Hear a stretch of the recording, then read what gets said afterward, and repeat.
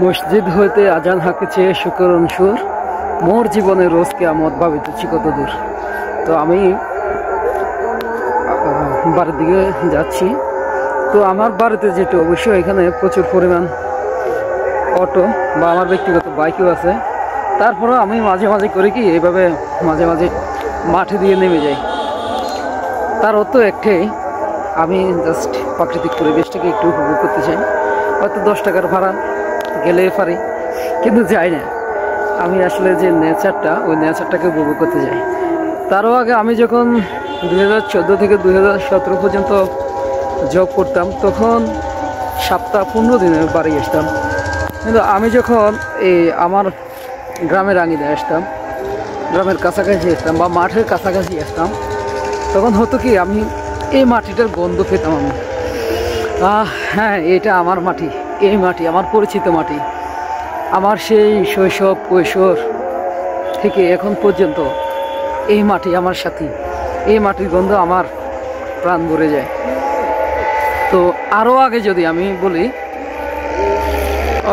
অনেক আগের কথা যদি বলি, তখন এই সময়টাতে রমজান মাসটা এই সময়টাতে আসতো। হ্যাঁ, শীতকালের দিকে রমজান মাসটা আসতো। তখন এই না মসজিদে যখন আজান হইতো, তারপরে ইফতার বা তার আগে তো ইফতারের কথা বলা হতো। আমাদের বাড়িটা এখান থেকে খুব বেশি দূরে না।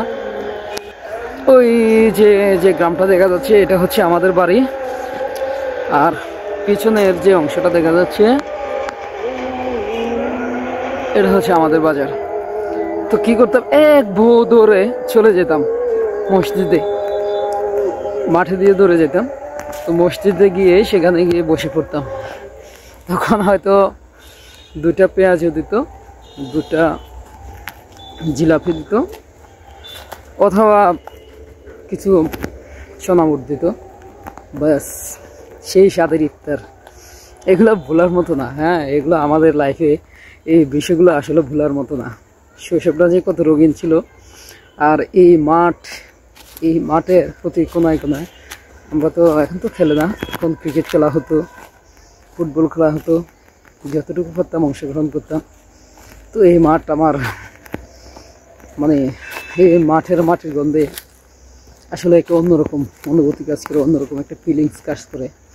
এমনিতে বলা চলে যে আমি যখনই প্রতিটা ঋতু যখন পরিবর্তন হয়, গ্রীষ্ম, বর্ষা, শরৎ, হেমন্ত, শীত, বসন্ত, ওই পরিবর্তনের সাথে সাথে আমি আসলে পরিবর্তনগুলো টের পাই যে এখন কোন ঋতুটা আসতেছে, এখনকার আবহাওয়া কেমন। এই বিষয়গুলো খুব ভালো লাগে। তো আমাদের মাঠটাতে কিছু অংশ সরিষা বোনা হয়েছে, আর বাকি অংশগুলোতে এখন ধান আছে। আমন ধান, নবান্ন উৎসব হবে, যারা নিচ্ছে। নবান্ন উৎসব যদি ওইভাবেও না হয়, কিন্তু সবার ঘরে ঘরে পিঠাপুলি থাকে, খুব ভালো লাগার। এই হচ্ছে আমাদের বাগুই গ্রাম। এইখান থেকে আর এই হচ্ছে আমাদের বাজার। আপনাদের সাথে শৈশবের কিছুটা স্মৃতিচারণা করলাম। ভালো লাগে আমার এইভাবে প্রাকৃতিক পরিবেশের মধ্যে দিয়ে হাঁটতে। সবাই ভালো থাকবেন, সুস্থ থাকবেন, প্রাকৃতিক পরিবেশকে উপভোগ করবেন। জীবন সুন্দর।